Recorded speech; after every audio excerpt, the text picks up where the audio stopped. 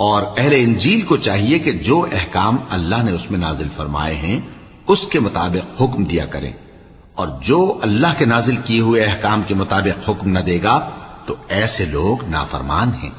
और ऐ पैगंबर, हमने तुम पर सच्ची किताब नाजिल की है जो अपने से पहली किताबों की तस्दीक करती है और उन सब पर निगहबान है।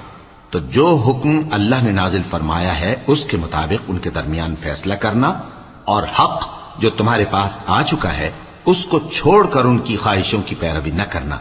हमने तुम में से हर एक मिल्लत के लिए एक दस्तूर और एक तरीका मुकर्रर किया है, और अगर अल्लाह चाहता तो तुम सबको एक ही शरीयत पर कर देता, मगर जो हुक्म उसने तुमको दिए हैं उनमें वो तुम्हारी आजमाइश करना चाहता है।